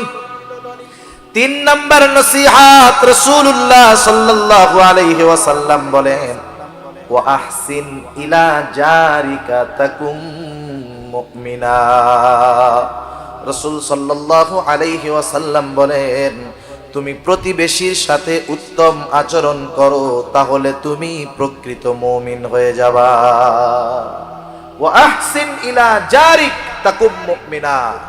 গ্রামে হোক আর শহরে হোক, আমাদের প্রতিবেশী কিছু মানুষ থাকে, থাকে কি থাকে না? প্রতিবেশী থাকে। প্রতিবেশীর একটা স্পেশাল হক আছে। প্রতিবেশী যদি অন্য ধর্মেরও হয় তারও একটা হক আছে। মুসলিমও যদি হয় হক আছে। অন্যান্য ধর্মাবলম্বী সে যদি আমার প্রতিবেশী হয় তারও একটা হক আমার উপরে আছে। এক নাম্বার বিষয়, আমি কখনো প্রতিবেশীর কষ্টের কারণ হব না। আমি কখনো প্রতিবেশীর কষ্টের কারণ হব না। শহরের বাড়িতে তো বিশেষ করে পাশাপাশি রুমে অবস্থান করা হয়। আমার রুমে আমি ধুম সেট এক সেটের মধ্যে সাউন্ড দিয়া গান শুনতেছি। কি আছে না এরকম? এমন গান শুনে জমিন সহ এরকম এরকম কাঁপে, জমিনও কাঁপে। প্রতিবেশীর বাচ্চা আছে, বৃদ্ধ মানুষ আছে, অসুস্থ মানুষ আছে, তাদের কষ্ট হইতেছে। আমারে যদি মানা করে উল্পা, আমি আমার ঘরে আমি বাজাই, আওয়াজ গেলে কি করবো? আছে না নাই? খবরদার। প্রতিবেশীর সাথে উত্তম আচরণের প্রথম বিষয় হলো, প্রতিবেশী যে হয় হোক, আমি কখনো প্রতিবেশীর কষ্টের কারণ হব না। আমি কখনো প্রতিবেশীর কষ্টের কারণ হব না। খেয়াল রাখবেন এগুলা। দ্বিতীয়ত, আমাকে যদি কেউ কষ্ট দেয় আমি তারে মাফ করে দিব। আমাকে যদি কেউ কষ্ট দেয় আমি কি করব? মাফ করে দিব। এর দ্বারা আল্লাহ সম্মান বাড়ায় দিবে। এক নম্বরে আমি কষ্টের কারণ হব না, মানে আমি কষ্ট দিব না। দুই নম্বর, আমারে যদি কেউ কষ্ট দেয় আমি তারে মাফ করে দিব। কষ্ট অনেক সময় অনেকে ইচ্ছায় না, অনিচ্ছায়ও দেয়, ঠিক না? গ্রামের বাড়িতে যদি হয় এরকম, মনে করেন গ্রামের বাড়িতে আপনার প্রতিবেশী মুরগি লালন পালন করে, গরু লালন পালন করে, ছাগল লালন পালন করে। গরু, ছাগল, মুরগি এদেরকে কি ওয়াজ করলে কাজ হবে নাকি? আপনার প্রতিবেশী খারাপ, আপনি যদি গরু ছাগলরে ওয়াজ করে বুঝান, ছাগল তোমার ঠ্যাং দুইটা ধরলাম, তোমার পায়ে দুইটা ধরছি, তুমি কিন্তু ওই বাড়ি যাইয়া কিছু কইরো না, ওরা কিন্তু আমার দুশ্মন। ছাগল কানে ঝাড়া দিয়া বলবে যে আমি একটু ওই বাড়ি থেকে ঘুরে আসি, ঠিক কিনা বলেন? এখন দেখেন, আমার প্রতিবেশী ছাগল লালন পালন করতে পারে, আমার প্রতিবেশী মুরগি লালন পালন করতে পারে, আমি করি না। অনেক সময় আমাদের বাসায় বাড়িতে আসে কি আসে না, আমরা কি করি জানেন? লাঠি নিয়ে রেডি থাকি, আউট খালি। খবরদার, কেউ যদি এই ধরনের কোনো কষ্ট কারো মাধ্যমে আসে, আমি তার উপরে বিরক্ত হব না। কারণ ছোট বাচ্চা অনেক সময় এসে কষ্ট দিতে পারে, মুরগির বাচ্চা আসতে পারে, ছাগলের বাচ্চা আসতে পারে। কিন্তু আফসোস, বরিশালের এক জায়গায় 2 বছর আগে কি হয়েছে, একটা হাঁস একজনের বাড়ি গেছে। হাঁস কেন আসলো এটা নিয়ে দুজনের মধ্যে গ্যাঞ্জাম, মারামারি লাগছে, একজন জায়গায় মারা গেছে। এখন বলেন, হাঁস যদি বুঝতো লোকটা এত খারাপ, তাহলে হাঁস যাইতো নাকি? যাইতো না। আমাদের পাশের বাড়ি সেই দিন দেখতেছি, এতকাল 2 ফ্যামিলির মধ্যে খুব ভালো সম্পর্ক, একজন একটা গরু পালে, ওই পাশে যায় আর ওই পাশের লোক ধুমসে বিড়ানি দেয়। এবার গ্যাঞ্জাম মধ্যে দিয়ে কঠিন আকারে বেড়া দিয়ে দিয়েছে। অথচ চিন্তা করেন, আপনার বাসায়, আমার বাসায় আল্লাহ না করুক আগুন লেগে যদি যায়, আমার অমক আছে, তমক আছে, আমার ভাই এসপি, আমার ভাই ডিসি, আমি তো গ্রামে থাকি, তারা তো ঢাকা শহর থাকে। এখন আমার প্রতিবেশী আগুন লাগার পরে আমার সাথে সম্পর্ক ভালো নাই, ও প্রতিবেশী যদি চিন্তা করে ওর এসপি ডিসি ভাইদেরা তো পাওয়ার দেখায়, আমি বৈশা থাকি আল্লাহর নামে কম্বলের তলে, এসপি ডিসি এসে আগুন নেবা। এসপি ডিসি আসতে আসতে ওই ঘর আর ঘর থাকবে না, ছাই হয়ে যাবে, ঠিক কিনা বলেন? সেজন্য আমি যখন কোনো বিপদে পড়ি, আমার সাহায্যে আমার কোনো আত্মীয় আগে আসতে পারে না, আমার কোনো বন্ধু বান্ধব আসতে পারে না, আমার বড় চাকরিজীবী ভাই বন্ধু আসতে পারে না। আমার বিপদে সর্বপ্রথম আমার প্রতিবেশী চলে আসে আগে। আমি যদি অসুস্থ হয়ে যাই, আমাকে হাসপাতালে নেওয়ার প্রয়োজন, ওই গভীর রাতে আমার আত্মীয় স্বজন ঢাকায়, তারা যাইতে পারে না, কিন্তু আমার প্রতিবেশী আমাকে গাড়িতে করে হসপিটালে নিয়ে যায়। এই জন্য 1 নম্বরে আমি নিজে উত্তম প্রতিবেশী হব। আমি কারো কষ্টের কারণ হব না, কাউকে কষ্ট দিব না। কেউ যদি কোনোভাবে অনাকাঙ্ক্ষিতভাবে কারো দ্বারা যদি কষ্ট পাই, অবশ্যই অবশ্যই আমি তাকে মাফ করে দিব। মুরগি ছাগল আসে, আমরা কষ্ট পাবো না, তাদের প্রতি রাগ হব না, এর দ্বারা লাভ কি হবে? 1 নাম্বার, কষ্ট না দেওয়ার কারণে আমি উত্তম প্রতিবেশী হব। 1 দিন, 2 দিন, 3 দিন কেউ যদি আমাকে কষ্ট দেয়, আমি যদি একটু সবর করি, এক সময় ওই লোকটা চিন্তা করবে, আহারে আমার প্রতিবেশীকে আমি কতভাবে কষ্ট দিলাম, কিন্তু আমার প্রতিবেশী কখনো আমাকে কষ্ট দেয় না, প্রতিবাদ করে না। যা হোক, আজকে থেকে তার সাথে আর খারাপ ব্যবহার করা যাবে না, আমার প্রতিবেশীকে আর কষ্ট দেওয়া যাবে না। উত্তম প্রতিবেশী এটা অন্যতম একটা নেয়ামত। হাদিসের মধ্যে আসছে 4টা জিনিস খুব গুরুত্বপূর্ণ, এর মধ্যে একটা হলো উত্তম প্রতিবেশী। প্রত্যেকে আমাদের অভ্যাস হলো আমরা উত্তম প্রতিবেশী চাই, আমরা চাই যে আমার প্রতিবেশী ভালো হোক, কিন্তু আমি ভালো হইতে চাই না। কথা বুঝেন নাই? আমি চাই যে আমার আশেপাশের লোকজন সব ভালো থাকবে, আমার সাথে ভালো ব্যবহার করবে, কিন্তু আমি নিজে করতে রাজি নাই। সেজন্য আমি আগে উত্তম প্রতিবেশী হব। আমি যদি ভালো হই, আমার আশেপাশের মানুষেরা ভালো হয়ে যাবে। ঠিক কিনা বলেন? উত্তম প্রতিবেশীর দাম আছে। আব্দুল্লাহ ইবনে মুবারক রাহমাতুল্লাহি আলাইহি, জগৎ বিখ্যাত একজন মুহাদ্দিস আব্দুল্লাহ ইবনে মুবারক। আব্দুল্লাহ ইবনে মুবারকের বাড়ির সাথে একটা জমি বিক্রয় হবে, একজন বেধর্মী জমিটা বিক্রয় করবে, বিজ্ঞাপন লাগায় দিছে এই জমিটা বিক্রয় হইবে, যোগাযোগ করেন। একের পর এক মানুষ এসে তার সাথে জমি কেনার ব্যাপারে কথা বলে, কিন্তু লোক না জমির যেই দাম তার দ্বিগুণ চেয়ে বসে আছে। প্রত্যেকটা জায়গার একটা বাজার মূল্য আছে না? বাজার মূল্য যদি 10 লাখ হয়, আপনি নয় 10,000, 20,000, 1 লাখ বেশি চাইলেন, কিন্তু বাজার মূল্য 10 লাখ, তুমি দ্বিগুণ কেন চাও? এইবার বেধর্মী লোকটা বলতেছে, তোমরা বুঝতে পারো নাই আমার জমির দাম আমি কেন চাইলাম। 1 নাম্বার, আমার জমির দাম সাধারণ দাম ঠিক আছে, কিন্তু জমির দাম দ্বিগুণ চাওয়ার কারণ হলো এই জমিটা যে কিনবে সে আব্দুল্লাহ ইবনে মুবারকের প্রতিবেশী হয়ে যাবে, এই জন্য এই জমির দাম আমি দ্বিগুণ চেয়েছি। এবার লোকজন বলতেছে আমারে দাও, আমারে দাও, লটারি শুরু হয়ে গেছে। তাহলে চিন্তা করেন, একজন উত্তম প্রতিবেশী এটা আমাদের জন্য কল্যাণকর জিনিস, আর একজন খারাপ প্রতিবেশী সে আমার জন্য কষ্টের কারণ। আল্লাহ রাসূল সাল্লাল্লাহু আলাইহি ওয়াসাল্লাম এক হাদিসের মধ্যে বলেন, প্রতিবেশীর যেই হকগুলো আছে, প্রতিবেশীর সাথে আন্ডারস্ট্যান্ডিং ভালো রাখতে হবে, সম্পর্ক ভালো রাখতে হবে। কিন্তু সমস্যা কি, এখনকার জামানায় সবচাইতে বড় শত্রু হলো প্রতিবেশী আর এক প্রতিবেশী। ঠিক কিনা বলেন? অনেক সময় এমন হয়, সম্পদওয়ালা যারা, সম্পদওয়ালা টাকাওয়ালা যারা, এরা প্রতিবেশী যদি গরিব হয়, ও মনে মনে চিন্তা করে, ওরে যেমনেই হোক এখান থেকে যদি উচ্ছেদ করে দিতে পারতাম, আমার বিল্ডিংটা আর একটু বড় বানাইতে পারতাম, তাহলে আমার খুব ভালো হইতো। এই ধরনের চিন্তা কিছু মন মানসিকতা কিছু মানুষের আছে, এজন্য প্রতিবেশীরে কষ্ট দেয়। মনে করেন আপনি 3 তলায় থাকেন, শহরের বাড়িতে এই অবস্থাগুলো বেশি হয়। আপনি 3 তলায় থাকেন, নিচে টিন শেডওয়ালা লোক আছে না নাই? আপনি কি করেন, আপনার পোলার রাতের বেলা মুত আইছে, আপনি জানলা দিয়ে এখন আব্বা স্টার্ট দিয়ে দাও।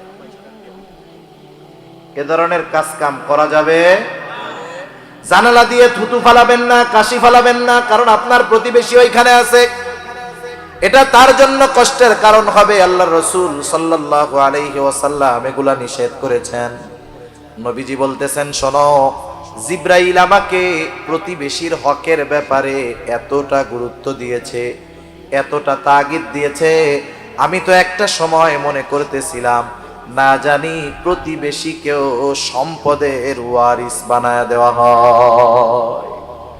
যেই ওয়ারিসি সম্পদের একটা মালিকানা হয়তো প্রতিবেশীর জন্য আল্লাহ বরাদ্দ করে দিবেন। প্রতিবেশীর ব্যাপারে এতটা গুরুত্ব আল্লাহ রাব্বুল আলামিন আমার আপনার রাসূলকে দিয়েছেন, এটা আমাদের শিক্ষার জন্য। সেজন্য আমরা প্রতিবেশীর সাথে ভালো আচরণ করব। নবীজি বলেন, তাইলে কি হবে? তাইলে তোমরা প্রকৃত মুমিন হতে পারবা। সুবহানাল্লাহ বলেন। কারণ আমার দ্বারা যদি কেউ কষ্ট পায়, আমি যদি হাজি হই, গাজী হই, তাহাজ্জুদ গুজারি হই, আমি প্রকৃত মুমিন মুসলমান হতে পারি নাই। আমি আমার প্রতিবেশীকে কথার মাধ্যমে কষ্ট দেই, জবানের মাধ্যমে কষ্ট দেই, হাত পা কথা অঙ্গ প্রত্যঙ্গের দ্বারা কষ্ট দেই, আমি প্রকৃত মুমিন হতে পারি নাই। রাসূলুল্লাহ সাল্লাল্লাহু আলাইহি ওয়াসাল্লাম বলেন, আল মুসলিমু মান সালিমাল মুসলিমুনা মিন লিসানিহি ওয়া ইয়াদিহি। নবীজি বলেন, প্রকৃত মুসলমান হলো সে যার মুখ এবং হাত থেকে অপর মুসলমান নিরাপদ থাকে। একটু নিজেকে নিজে প্রশ্ন করবেন যে আমার প্রতিবেশী, আমার মুমিন ভাই, আমার আত্মীয় স্বজন, এরা কি আমার জবানের থেকে মুক্ত? আমি কি তাদেরকে কোনো জবান দ্বারা কষ্ট দেই, অঙ্গ প্রত্যঙ্গের দ্বারা কষ্ট দেই? যদি দিয়ে থাকি তাইলে আমি প্রকৃত মুমিন হতে পারি নাই। সেজন্য ভাই, প্রতিবেশীর সাথে সম্পর্ক ভালো করব। আল্লাহ রাসূল সাল্লাল্লাহু আলাইহি ওয়াসাল্লাম এক হাদিসের মধ্যে বলেন, তোমরা তরকারির মধ্যে একটু ঝোল বেশি দিবা, পানি বেশি দিবা। কেন? যাতে প্রতিবেশীর খবরাখবর নিতে পারো। মনে করেন অনেক সময় হয় একজন মানুষ একটু টাকাওয়ালা আর একজন গরিব। টাকাওয়ালা মানুষ ওই গরিব মানুষের বাড়িতে কিছু খাবার সামগ্রী পাঠাইলো। আমাদের মা বোনদেরকে যা দেখি, কোনো ফ্যামিলি থেকে যদি কোনো কিছু পাঠায় ওনারা খালি বাটি ফেরত দিতে চান না, ঠিক না? চাই যে আমিও আমার ভালো কিছু হইলে দিব। আপনি তো ডেলি গোশত খান, আপনার প্রতিবেশী মাসে একবারও পায় না, বছরে 2-3 বার পায় না। এখন ওর বাসায় একদিন গোশত কোনো মতে আসতে, ছাট ছুট যা হয় হোক, আপনি তো ডেলি খান। এখন ওর বাসায় খাবার পাঠাইছিলেন, ও বাটিতে একটু হাড্ডি হুড্ডি রান্না করে আপনার কাছে পাঠাইছে। আমাদের খাসলাত কি? ওইটা দেখার পরে আগে মুখ একটা ভেংসি মারে, এইগুলার কি দরকার ছিল, এগুলা আমরাও খাই না, আমাদের বাচ্চারাও খায় না। আরে ভাই, ওই লোকটা তো গরিব মানুষ, সে আপনার বাড়িতে বড় আশা করে নিয়ে আসছে। আপনি না খান, বাচ্চাদের না খাওয়া, আপনি আপনার বিড়ালরে দিয়ে খাওয়া দেন, সমস্যা নাই, কিন্তু গ্রহণটা তো হাসি মুখে করবেন, ঠিক কিনা বলেন? সেজন্য অনেক সময় আছে যে আমার প্রতিবেশী একটু গরিব মানুষ, আমারে দাওয়াত দেয়, আমার জন্য কিছু খাবার পাঠায় যেগুলো আমি খাই না, আমার পছন্দ না, পরিবার পরিজনকে খাওয়াই না, আমরা কি করি সেটা নেগলেক্ট করি, ফিরাইয়া দেই, মুখ ভেঙচি মারি, একবারে তুচ্ছ মনে করি। না না, এমনটা করা যাবে না।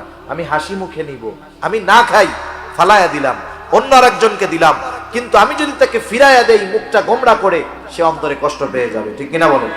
এজন্য প্রতিবেশীর সাথে আন্ডারস্ট্যান্ডিং ভালো হবে, প্রতিবেশীর সাথে সম্পর্ক ভালো করতে হবে, উত্তম আচরণ করতে হবে, কষ্ট দেওয়া যাবে না, কষ্টের কারণ হওয়া যাবে না।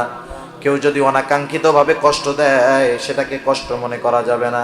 এই যে পাশাপাশি বাসায় যখন অবস্থান করা হয়, অনেক জায়গায় দেখেছি অনেকে অভিযোগও করছে এরকম, হুজুর বাচ্চাটা আমার বাচ্চা, কয়েক মাস বয়স, ও তো বোঝে না, কান্নাকাটি করে, আমার পাশের প্রতিবেশী চরম আকারে আমাকে বকাঝকা করে, গালাগালি করে, বিরক্ত হয়, হুজুর কি করব?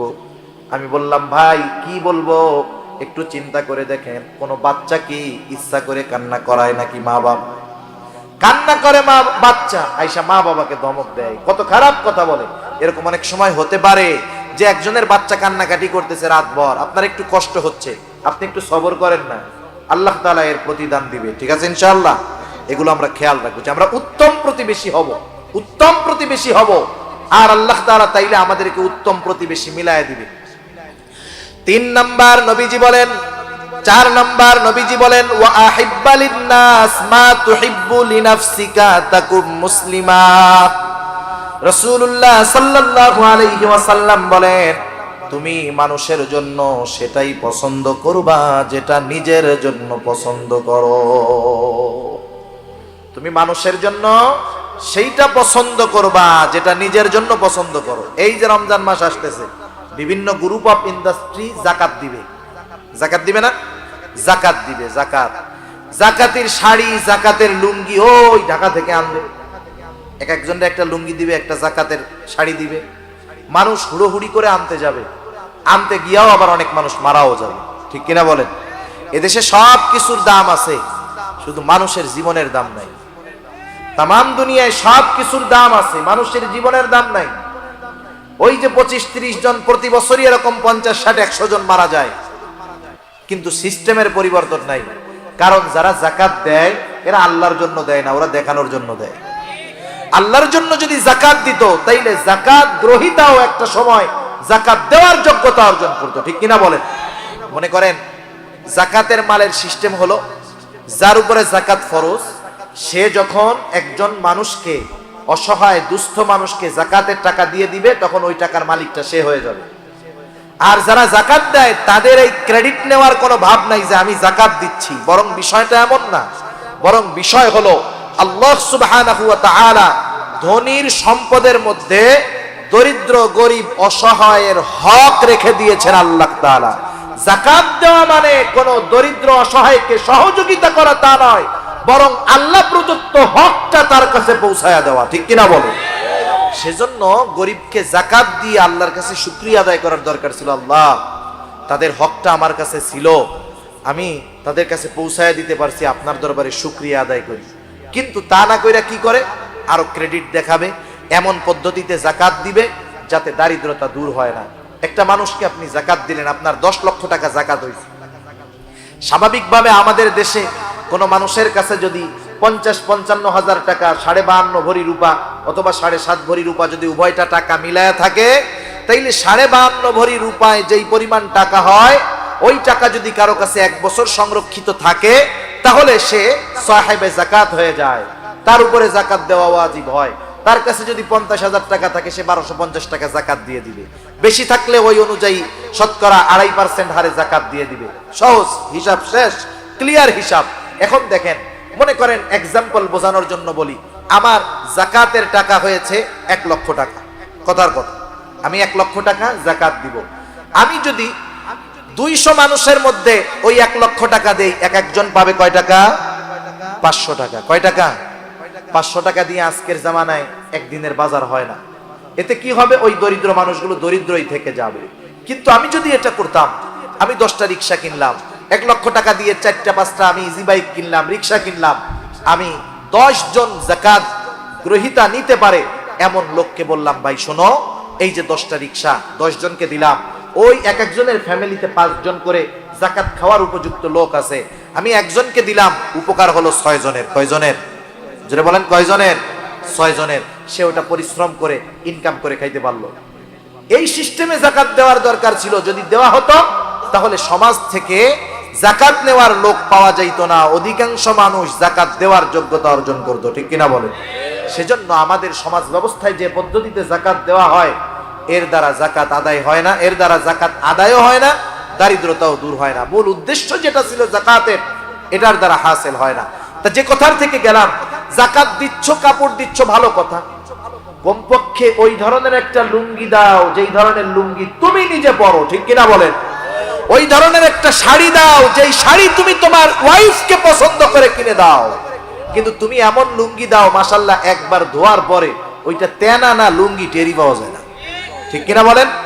বলেন তো, এরকম যদি কাউরে দেয়, সে যদি ওইটা নিয়ে বলে, স্যার এইবারের এই কাপড়টা, যেহেতু দেওয়ার পরে মালিক তো আমি, দেওয়ার পরে মালিক তো ওই যাকাত গ্রহীতা, সে তখন ওইটা কাউরে হাদিয়া দিতে পারবে, কোনো অসুবিধা নেই।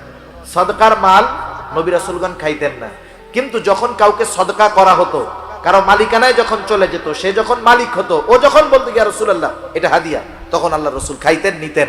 এখন ওইটা তো মালিক হয়ে গেছে, সে গিয়ে যদি বলে যে এখন তো আমি এটার মালিক, এটার হাদিয়া দেওয়ার যোগ্যতা অধিকার আমার আছে, আমি আপনাকে ভালোবাসা এই শাড়িটা আর এই লুঙ্গিটা দিলাম, আপনারা 2 জন পরেন, বলেন তো পরবে? উল্টা থ্রেট দিয়ে কি বলবে, কত বড় সাহস, আমার যাকাতের শাড়ি লুঙ্গি নিয়ে আবার আমারে হাদিয়া দেয়, কত বড় সাহস। এ ধরনের দান সাদকায় কোনো লাভ নাই। এজন্য নবী বলেন, তুমি অপরকে সেটাই দিবা যেটা তুমি নিজে পছন্দ করো। সুবহানাল্লাহ।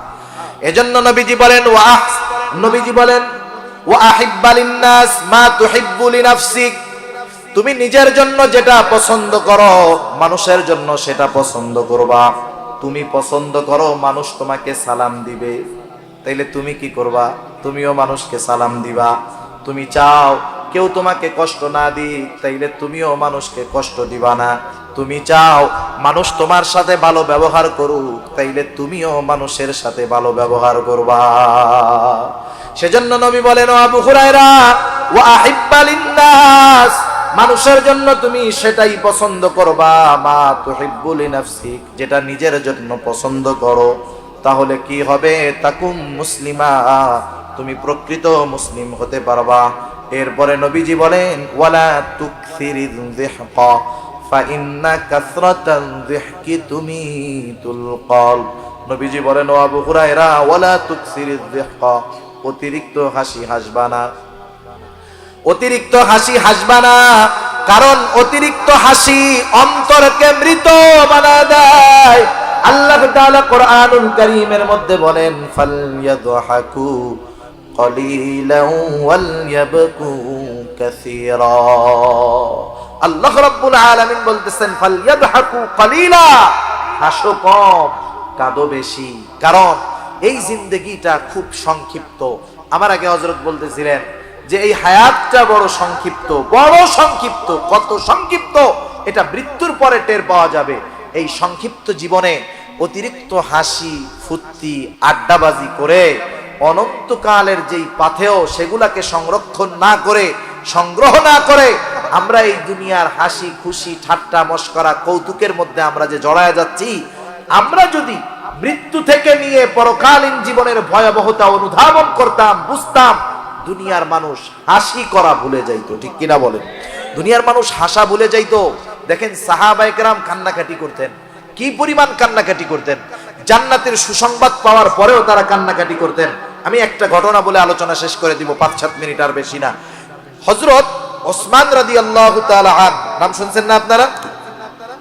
রাসূল আকরাম সাল্লাল্লাহু আলাইহি ওয়াসাল্লাম হযরত ওসমান রাদিয়াল্লাহু তাআলা আনহুর সাথে ওনার দুটো কন্যা বিবাহ দিয়েছেন। প্রথম জন মারা যাওয়ার পরে দ্বিতীয় জন দিলেন, দ্বিতীয় জনও মারা গেছে। এখন নবীজির আর অবিবাহিত কোনো কন্যা নাই। নবীজি বললেন, ও ওসমান, আমার তো আর কোনো কন্যা অবিবাহিত নাই, যদি আমার আরো একটা কন্যা থাকতো তোমার সাথে আমি তাকে বিবাহ দিয়ে দিতাম। এই হযরতে ওসমান রাদিয়াল্লাহু তাআলা আনহুর ব্যাপারে নবীজি কি বলেন? মক্কা থেকে যখন মদিনায় সাহাবারা গেল, মুসলমানদের সাথে ইহুদিদের হিংসাত্মক মনোভাব, তারা মুসলমানদেরকে কষ্ট দিত। মদিনার ভিতরে কয়েকটা কূপ ছিল, কুয়া ছিল, চিনেন নাকি আপনারা? কোন জায়গায় বলে ইদারা, বলে না, অনেক গর্ত থেকে পানি উঠায়। টিউবওয়েলে দেখবেন এক জায়গায় পানি উঠাইছে, পানিটা এক পাশে খুব সুন্দর, পাশেই আর এক জায়গায় উঠাইছে, এত আয়রন আর্সেনিক, খাওয়াই যায় না, গন্ধ হয় কি হয় না? মদিনার বুকে এরকম কয়েকটা কুয়া ছিল। সবগুলা কুয়ার পানি ছিল লবণাক্ত, পান করার জন্য অনুপযুক্ত। আরেকটা কুয়া ছিল মিষ্টি পানির কুয়া, পানের জন্য উপযুক্ত। কিন্তু কুয়াটার মালিক ছিল একজন ইহুদি। সে সবাইকে পানি নিতে দিত, কিন্তু মুসলমানদেরকে পানি নিতে দিত না। বিভিন্ন রকমের টাল বাহানা করত, কষ্ট দিত। পানি কিন্তু জটিল এক জিনিস। পানি যদি দেহে যদি পানি শূন্যতা দেখা দেয়, হরেক রকমের রোগ দেখা দিতে পারে। অনেক সময় দেখবেন এক জায়গায় একজন মানুষ চট্টগ্রামের পানি খেয়ে অভ্যস্ত, সিলেট যাইয়া কয়েকদিন পানি খাইছে, পেটের অবস্থা খারাপ, হয় কি হয় না? সেজন্য পানির কষ্ট মুসলমানদের, ইহুদিরা ঠিকমতো পানি দেয় না। রাসূল আকরাম সাল্লাল্লাহু আলাইহি ওয়াসাল্লামের কাছে বলা হলো, ইয়া রাসূলুল্লাহ, পানির বড় কষ্ট, ইহুদি আমাদেরকে ঠিকমতো পানি দেয় না, পানি পান করার পানি পাই না। রাসূল আকরাম সাল্লাল্লাহু আলাইহি ওয়াসাল্লাম সাহাবাদের কষ্ট দেখে বললেন, তোমাদের মধ্যে কে আছো ইহুদির কাছ থেকে কুয়াটা ক্রয় করে কিনে মুসলমানদের পানির কষ্ট দূর করে দিবা? কে আছো? কে আছো এই কাজ করবা? নবীজি ঘোষণা দিয়ে দিয়েছেন। আর সবাই জানে আল্লাহর রাসূল যখন কোনো কথা বলেন, যখন কোনো আদেশ করেন, কিছু বলেন, সাহাবারা তাদের জীবন দিয়ে হলেও সেই আদেশ পালন করার চেষ্টা করে, ঠিক কিনা বলেন? ইহুদির কাছে খবর গেছে, ইহুদি বুঝতে পারছে কাম সারা, এইবার আমার এই কুয়া আমি 10 গুণ দাম দিয়ে বিক্রয় করতে পারবো, তারও বেশি দিয়ে পারবো, কারণ মুহাম্মাদের অনুসারী। এই কুয়ার যা দাম বলবো ওরা সেটা দিয়ে কিনবে। অনেকে আশা করে গেছে, মনে করেন কুয়ার দাম 10,000 টাকা, একজন নিয়ে গেছে 20,000। কুয়াটা বেচবা? হ্যাঁ বেচবো। কত দিবা? 20,000। আরে মিয়া, এই মাল কি 20,000 নাকি? কারণ কিছু কিছু সময় ডিমান্ড যখন বাড়ে, চাহিদা যখন বাড়ে, ডিমান্ড যখন বাড়ে, 2 টাকার জিনিসও 20 টাকা হয়ে যায়, ঠিক কিনা বলেন? এই যে করোনা যখন শুরুতে আসছে, শুরুতে করোনা যখন আসছে, তখন খালি একই বিজ্ঞাপন, করোনা থেকে বাঁচতে হাত ধন, 3 ফিট দূরে থাকেন, আর মাস্ক লাগান, এটা আপনাকে করোনা থেকে সুরক্ষা দিবে। মানে এই প্রচারণা যেই চলতেছে, অনেক ফার্মেসির দোকানে মাস্কের ডিব্বা বছরের পর বছর পয়রা রাখছে, একটাও বিক্রয় হয় নাই, ইঁদুরে খেয়ে ফেলছে। ওই মাস্ক গুলাও এখন বেচার রাস্তা হয়ে গেছে, ঠিক কিনা বলেন?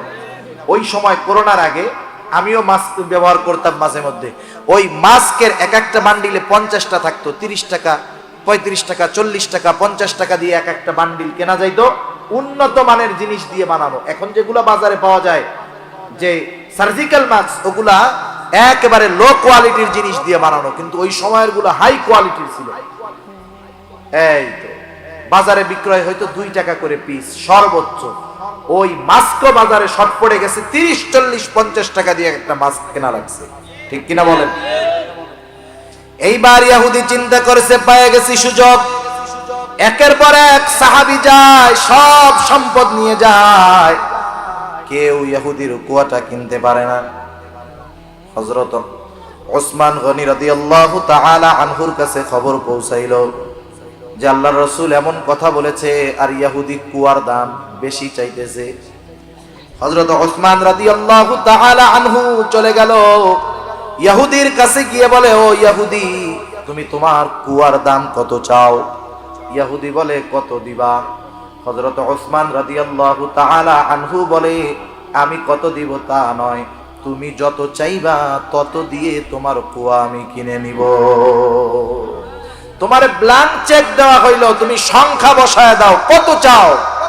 একবারে বহুগুণ দাম দিয়ে, অনেক বেশি দাম দিয়ে হযরত ওসমান রাদিয়াল্লাহু তাআলা আনহু ইহুদির কাছ থেকে কুয়াটা কিনে মুসলমানদের জন্য ওয়াকফ করে দিছে। মালিকানাও রাখে নাই, দিয়ে দিছে, মুসলমানরা ব্যবহার করবে, সবার জন্য ওপেন, সবাই ব্যবহার করবে।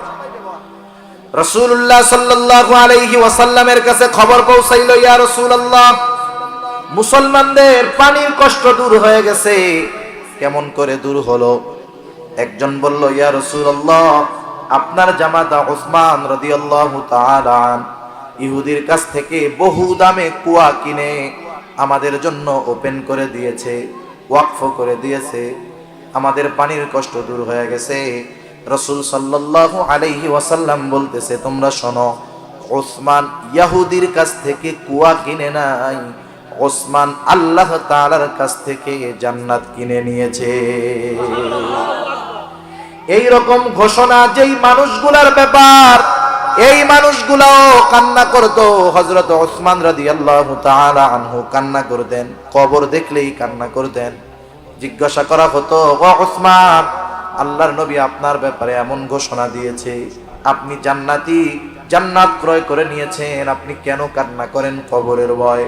হযরত ওসমান রাদিয়াল্লাহু তাআলা আনহু বলতেন, শোনো, নবীজি আমাকে জান্নাতের নিশ্চয়তা দিয়েছেন, ঠিক আছে, কিন্তু এই কবরে আমার মধ্যে আমার সাথে কেমন আচরণ করা হবে এই ব্যাপারে কোনো নিশ্চয়তা নবী আমাকে দেন নাই। সেজন্য এই মানুষগুলাও দেখেন মৃত্যুর ভয়ে, কবরের ভয়ে চিন্তিত ছিল। কিন্তু আজকে আমাদের কি হলো? কেমন উদাসীনতা আমাদেরকে পেয়ে বসলো। অট্ট হাসি, ঠাট্টা, মশকরা, এমনি তো চলে কৌতুক, মোবাইলে আছে, টেলিভিশনে আছে, আবার এখন আমরা হাসি কৌতুকের জন্য মাঝে মাঝে হুজুরও দাওয়াত করি, আছে না নাই? আরে এই হুজুরের ওয়াজ চলে, হুজুর বেটা হাসাইতেই পারে নাই। হাসি কৌতুক, মিথ্যা কথা বলে হাসাবে, একটু মজা করাবে, এই ধরনের হুজুর দাওয়াত দিয়ে আমরা হাসার জন্য হুজুর আনি, অনেকে আনেন অনেক জায়গায়। এগুলা যারা ওই ধরনের আয়োজন করে ওরাও খেয়ানতকারী, যারা আমার মতো এখানে এসে বসে মানুষদের মনোরঞ্জন করার জন্য মিথ্যা বলে, কৌতুক বলে হাসায়, ওরাও আমানতের খেয়ানতকারী, ঠিক কিনা বল? সেজন্য নিজের জীবনের কথা চিন্তা করেন।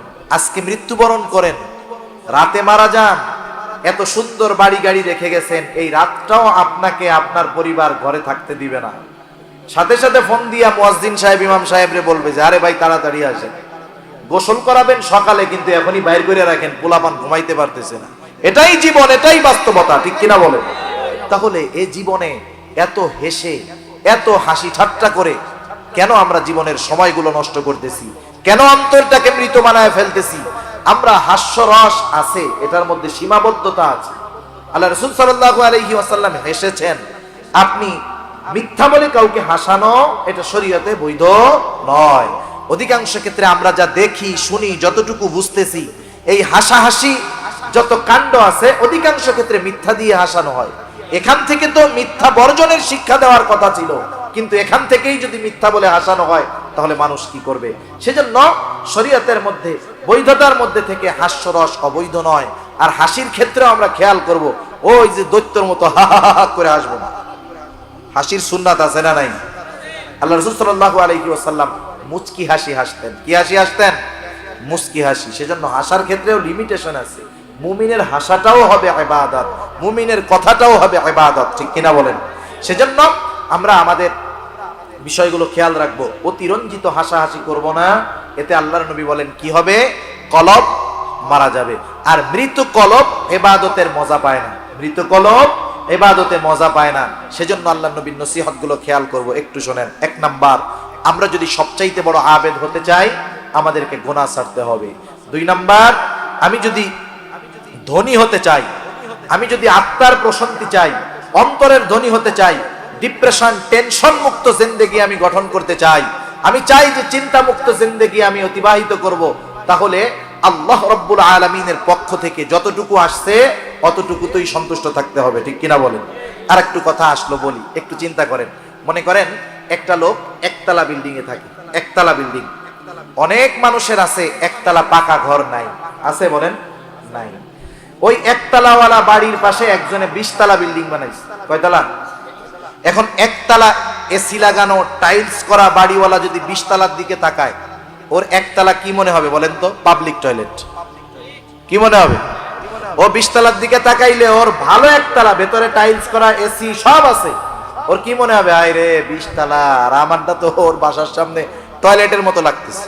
তাহলে দেখেন, আমি যখন উপরের দিকে তাকাইলাম, আমি যে অবস্থায় আছি আমি সন্তুষ্ট থাকতে পারলাম না। কিন্তু আমি যদি একটু নিচের দিকে তাকাই, আমি আমার পাশে যদি তাকাই, হায় রে আমি তো ইটের বাসায় আছি, উপরে ছাদ আছে, ঝড় বৃষ্টি সব হেফাজতে আছে, কিন্তু আমার পাশের বাসাওয়ালা তা তো টিন শেড, শীতে কষ্ট, গরমে কষ্ট। এখন বলেন, টিন শেডওয়ালা যদি একতলাওয়ালার দিকে তাকায়, ওর কি মনে হবে? ওরটারে মনে হবে যায় রে আমি কিসের মধ্যে আছি। এখন যে টিন শেডের মধ্যে আছে সে যদি একটু বস্তির দিকে তাকায়, যে হায় রে মানুষগুলো কেমন করে ত্রিপল দিয়ে কষ্ট করে রইছে, এদিকে যখন তাকাবে ওর অবস্থার উপরে তার শুকরিয়া আসবে। সেজন্য আমি যে অবস্থানে আছি তার চাইতে আমার নজরটা হবে নিচের দিকে, তাইলে আমি স্বল্পে তুষ্ট থাকতে পারবো। কিন্তু আমি যদি একতলায় থাইকা 10 তলার দিকে তাকাই, তাইলে আমার অল্পে তুষ্ট হওয়া সম্ভব হবে না, আমার চাহিদা বাড়বে, আমার পেরেশানি বাড়বে, আমার আরামে ঘুম হবে না। ঠিক কিনা বলুন? সেজন্য স্বল্পে তুষ্ট থাকবো। আল্লাহ তৌফিক দান করুন। জোরে বলি আমিন।